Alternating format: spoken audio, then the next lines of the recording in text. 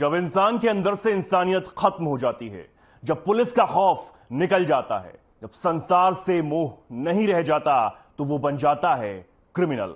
और जुर्म की दुनिया में अपराध के काले पन्नों पर अपना नया आधार कार्ड बनवा लेता है, जिसका पता कई अपराधों से गुजरते हुए आखिर में होता है जेल।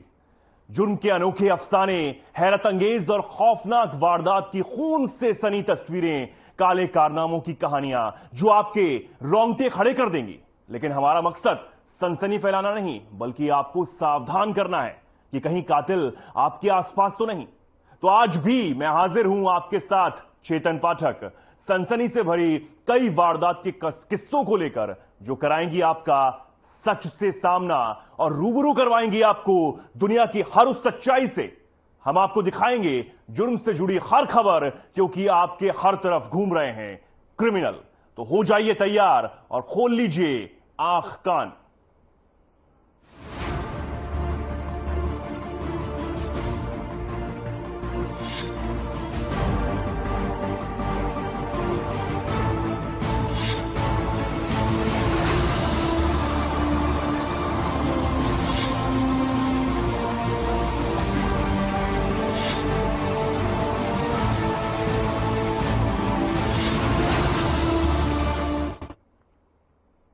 दोस्ती का ऐसा कत्ल कि महज अपने पैसों की जरूरत को पूरा करने के लिए दोस्त ने ही अपने दोस्त की जान ले ली। आइए आपको बनाते हैं आखिर दोस्त ने अपने दोस्त का कत्ल क्यों किया और उसे मौत के घाट कैसे उतारा।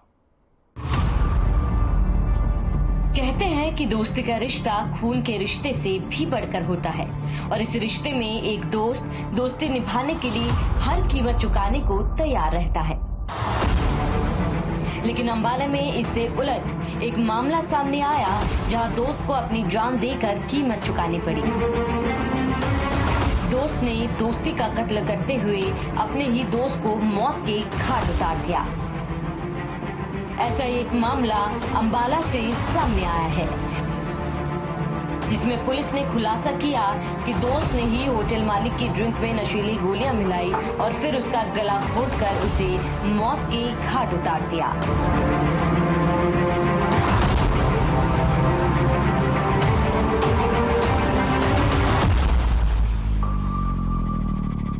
उस दौरान पुलिस ने इस मामले की गहनता से जांच करने के लिए एसआईटी का गठन किया। एसपी अंबाला का कहना था कि होटल मालिक का कत्ल उसी के करीबी दोस्त विशाल ने किया।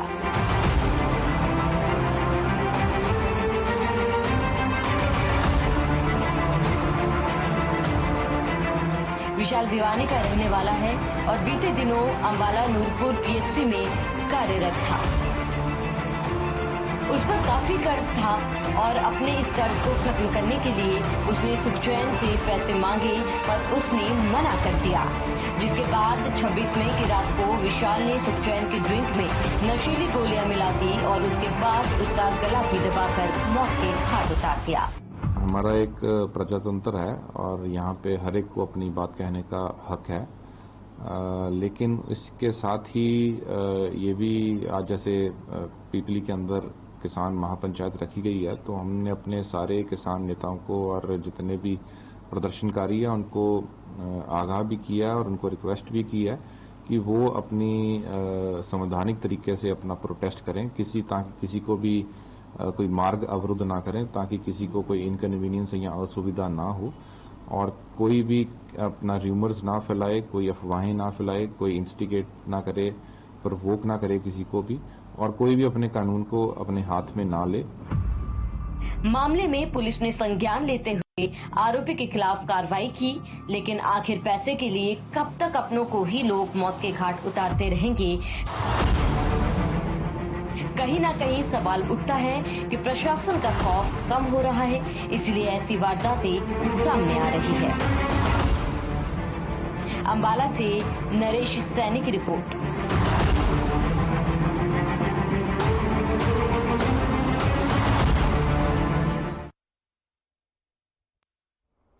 हरियाणा और पंजाब में एटीएम उखाड़कर लूट की वारदात को अंजाम देने वाला आर्मी से भगोड़ा सुखविंदर सुक्खू को पानीपत पुलिस ने उसके साथियों के साथ गिरफ्तार कर लिया है। इस दौरान पुलिस ने हाईवे पर लगे करीब 500 कैमरों को खंगालने के बाद यह सफलता हासिल की है। आरोपियों के कब्जे से पुलिस ने भारी मात्रा में हथियार सहित एक गाड़ी और कार को बरामद किया है।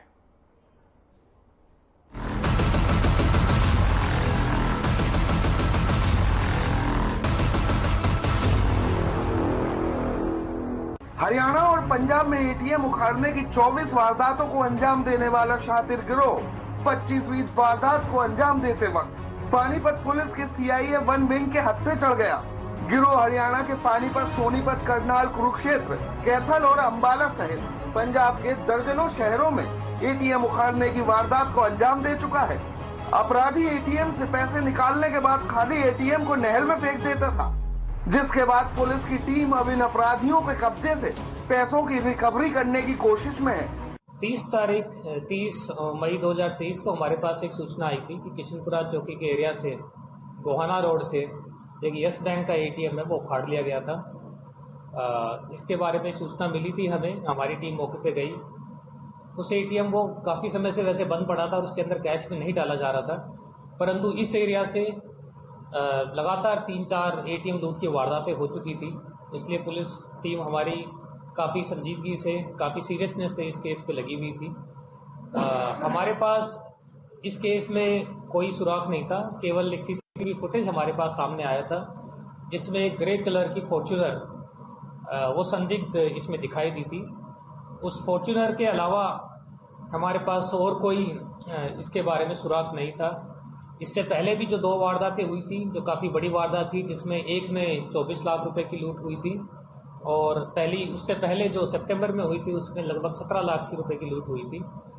उन पे भी काफ़ी डिटेल में काम किया गया था, परंतु कोई खास सफलता हमें एक लेवल के बाहर हमें कोई खास सफलता नहीं मिली थी।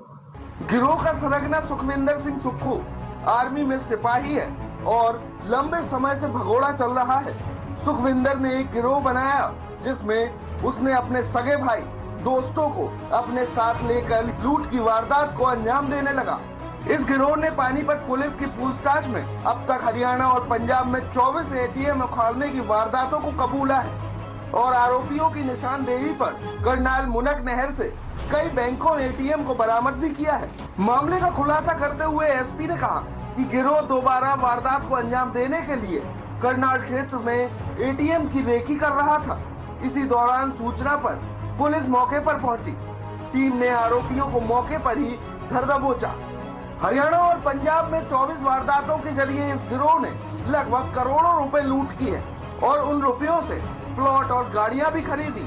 उसके पश्चात हमें जो ये फॉर्च्यूनर गाड़ी है, जो मालिक है उसका नाम सुखविंदर उर्फ सुक्का है, उसके बारे में पता चला तो हमारी टीमों ने लगातार उसके बारे में प्रयास कर रहे थे, उसको अरेस्ट करने के प्रयास। तो हमें करनाल एरिया के अंदर मुनक के पास हमें ये सूचना प्राप्त हुई कि क्योंकि पिछली वाली वारदात के अंदर इनको केवल 8-10 हज़ार रुपये का ही फायदा हुआ था, ये दोबारा रैकी करने के लिए असंध एरिया में किसी वारदात को करने के लिए वहाँ पे रैकी करने के लिए आए हुए हैं।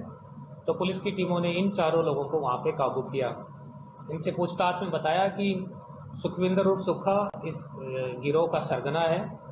यह 2017 से लगातार एटीएम लूट की वारदात को अंजाम देता आ रहा है। इसने यह भी बताया कि ये 1997 में आर्मी में भर्ती हुआ था और आर्मी से भर्ती होने के पश्चात वहाँ से 2001 में भगोड़ा हो गया था। उसके बाद में इसने आर्मी ज्वाइन नहीं की। 2017-18 में वारदात अंजाम देने के पश्चात ये दुबई चला गया था और दुबई में इसने अपना काम स्टार्ट किया। वहाँ पे लेकिन सक्सेसफुल नहीं होने पे ये वापस यहाँ पे इंडिया में आ गया और फिर से अपने काम के लिए, पैसों की जुगाड़ करने के लिए एटीएम की लूट की वारदातों को अंजाम देने लग गया। इनसे सघनता से पूछताछ की गई। गिरोह के सरगना सुक्खू सहित सभी बदमाश पंजाब के नाभा के रहने वाले। लूट की जानकारी किसी दूसरे को पता नहीं चल सके, इसके लिए गिरोह के सरगना ने अपने भाई और दोस्तों को ही केवल गिरोह में शामिल किया था। इस गिरोह में कई सदस्य काम करते थे, लेकिन कुछ सदस्य बीच में ही डोंगी के रास्ते अमेरिका भाग गए। वहीं अब पूरे मामले में एसपी ने कहा है कि यह गिरोह करोड़ों रुपए की लूट कर चुका है। कुछ रुपए इन लोगों ने खर्च भी कर दिए हैं, लेकिन पुलिस ज्यादा से ज्यादा रुपयों की रिकवरी करने की कोशिश कर रही है। पानीपत से अनीश कौशिक की रिपोर्ट।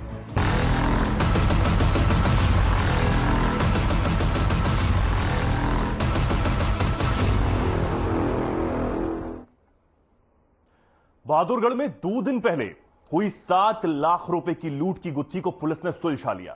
पुलिस के हाथ कार्रवाई करते हुए लूट के मास्टरमाइंड की गिरबान तक पहुंचे, लेकिन जब पुलिस को आरोपी का पता चला तो पुलिस के पैरों के तले से जमीन ही खिसक गई।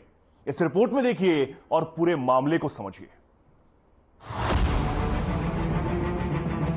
झज्जर पुलिस को 9 जून को सूचना मिली थी कि एक शख्स से 7 लाख रुपए से भरा बैग छीन लिया गया। इस बड़ी लूट की वारदात को सुनकर पुलिस भी दंग रह गई। पुलिस ने मामला दर्ज कर तुरंत कार्रवाई शुरू कर दी। एक एक कर कड़ियां जोड़ी गई तो पुलिस को भी मास्टरमाइंड का सुराग भी मिल गया। पुलिस के हाथ लूट के मुख्य आरोपी की गिरेबान तक जा पहुंचे, लेकिन जब इस आरोपी को देखा तो पुलिस भी हैरान रह गई। आखिर इस लूट का मास्टरमाइंड कौन था, यह अपने आप में एक बड़ा सवाल है। एक एक कर हम इस लूट की गुत्थी से पर्दा उठाएंगे। दरअसल आसोदा गैस प्लांट के पास स्थित सोनाली पेट्रोकेमिकल्स नाम की फैक्ट्री में काम करने वाले प्रवेश ने 9 जून की सुबह शिकायत दी थी कि जब वह अपने घर की तरफ 7 लाख रुपए से भरा बैग लेकर जा रहा था तो कुछ लुटेरों ने उसे घेर कर उसे 7 लाख रुपए, मोटरसाइकिल, मोबाइल फोन और पर्स छीन लिए। पुलिस ने प्रवेश के बयान के आधार पर मामला दर्ज किया और जांच शुरू कर दी। बाद में जब पुलिस मामले की छानबीन कर रही थी तो पता चला कि जिस मोटरसाइकिल की लूटे जाने की शिकायत पुलिस को दी है उसी मोटरसाइकिल पर वो घूम रहा है। पुलिस ने उसी मोटरसाइकिल के साथ प्रवेश को दबोच लिया। जब उससे सख्ती से पूछताछ की गई तो पता चला कि उसने खुद ही लूट की झूठी कहानी रची थी।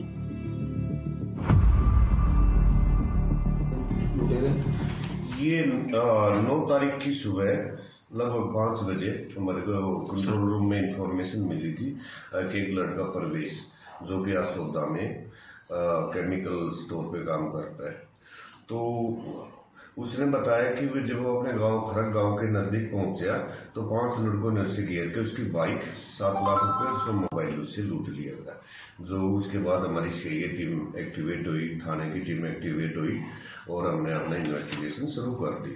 10 तारीख की शाम को हमारे को मैसेज मुखबिर ने बताया कि परवेश अपनी खुद की जो इसके अंदर कंप्लेनेंट था, जो बाइक उसने बताया कि भी लूट रखी है, वो उसी बाइक को लेके घूम रहा है। जिसके बाद नाकाबंदी की गई, उसको पकड़ा गया, उसे वो बाइक बरामद की गई और उससे पूछताछ के दौरान उसने बताया कि भी जो 7 लाख रुपए और मोबाइल।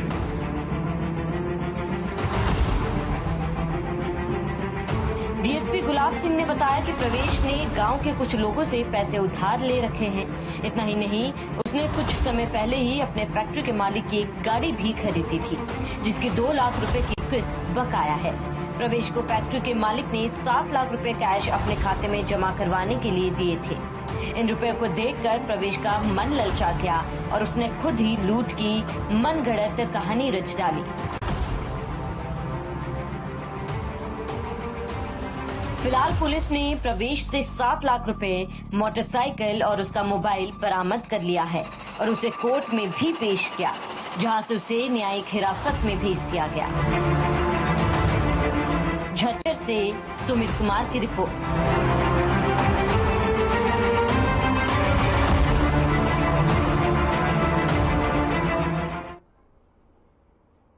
अगर आपके घर का सिलेंडर जल्द ही खत्म हो रहा है तो आखिर इसके पीछे की वजह क्या है?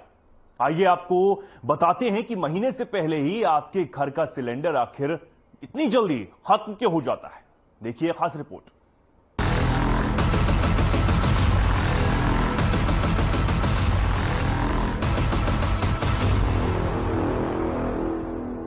घरेलू गैस सिलेंडर इन दिनों काफी महंगा हो गया है। मिडिल क्लास लोग हो या निम्न वर्गीय, सभी को गैस सिलेंडर की जरूरत पड़ती है, क्योंकि बिना गैस के घर में खाना बनना काफी हद तक नामुमकिन सा होता जा रहा है। वहीं घरेलू गैस सिलेंडर हो या फिर कमर्शियल, दोनों के ही दाम आसमान छूते जा रहे हैं। ऐसे में गैस की चोरी होना और करीब 14 किलो सिलेंडर की जगह आधा ही सिलेंडर मिलना और भी चिंताजनक है। नहीं, ऐसा नहीं है कि इसके लिए हम भारत पेट्रोलियम गैस को जिम्मेदार ठहरा रहे हैं। दरअसल हम तो उन लोगों की बात कर रहे हैं जो सिलेंडर से गैस चोरी करके उसको दूसरे सिलेंडर में भरकर सप्लाई करने का काम करते हैं। सीएम फ्लाइंग से फोन आया था कि जहाँ की ओल्ड हमीदा में ना सिलेंडरों की गैस किसी सिलेंडर में भरी जा रही है।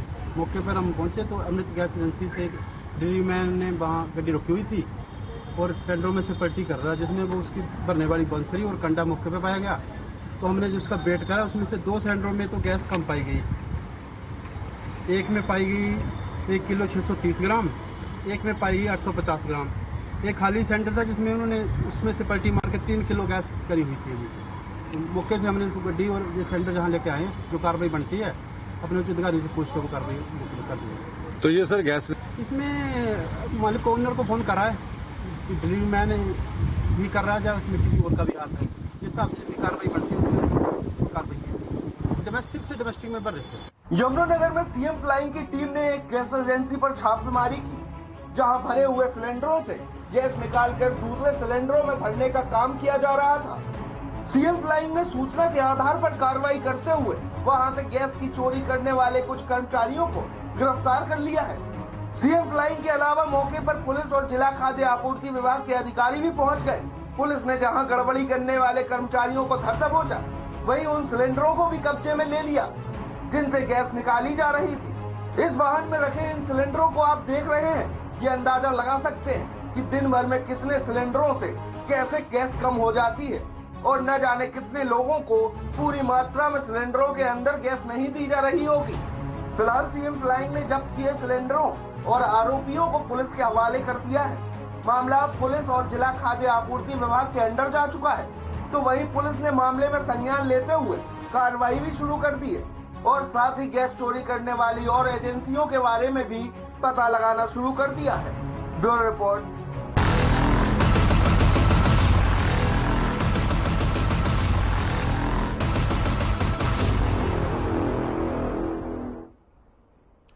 रेवाड़ी से एक दिल दहला देने वाली मामला सामने आया है। राजीव नगर के धक्का बस्ती में एक युवक की हत्या। हमने आवाज आई और बोतल इसको मारी है। कौन लोग थे मारने वाले? ये एक तो जी विशाल उर्फ पोंगा है और इसके एक साथ रहता है तोपचीवाड़ा का मोनू करके है कोई। ये विशाल कहाँ का रहने वाला है? ये धारवाड़ा चुंगी का है जी, हमारे मोहल्ले का। पता चला किस बात पे इनको? सर ये तो नहीं पता चल पाया, ये पुलिस का दी, बस ये और इनका झगड़ा हुआ था जी, पुलिस ने ये बताया। संदीप के पिता महेंद्र रेवाड़ी नगर परिषद सफाई कर्मचारी संघ के जिला प्रधान है। संदीप गुरुग्राम नगर निगम में जॉब करता था। पुलिस ने हत्याकांड को अंजाम देने वाले मोनू नामक युवक और एक अन्य को हिरासत में लिया है। आरोपियों से पूछताछ की गई। शुरुआती जांच में सामने आया कि संदीप, मोनू और अजीत राजीव नगर में रात के वक्त एक किराना की दुकान पर बैठे हुए थे। तभी संदीप और मोनू का किसी बात को लेकर झगड़ा हो गया। तैश में आकर मोनू ने कांच की बोतल फोड़कर संदीप की गर्दन पर वार करने शुरू कर दिए। संदीप बुरी तरह लहूलुहान होकर सड़क पर गिर गया, जबकि आरोपी मौके से फरार हो गया। बताया जा रहा है कि रात में ही पुलिस ने दोनों को हिरासत में ले लिया था। संदीप को गंभीर रूप से घायल देख रात में ही अस्पताल में भर्ती कराया गया, जहां डॉक्टरों ने उसे मृत घोषित कर दिया। ये सोनू सनो महेंद्र, इसकी शिकायत प्राप्त हुई थी। ऐसे उसके भाई जो संदीप है, उसके गले पे कोई धारदार हथियार मार के उसकी हत्या की है। सूचना पर हमने शिकायत पर मुकदमा लॉन्च किया है 302 IPC। हम बॉडी का पोस्टमार्टम करवाया है, तफ्तीश जारी है। जो संबंधित एक्यूज है उनको राउंड अप करके आगे कार्रवाई की। अब ऐसे में सवाल ये उठता है कि आखिर छोटी सी कहासुनी को लेकर एक आरोपी हत्या के इस अंजाम तक कैसे पहुंचा। बहरहाल पुलिस इस मामले की पूरी जांच कर रही है और 2 लोगों को हिरासत में भी लिया गया है। Bureau report.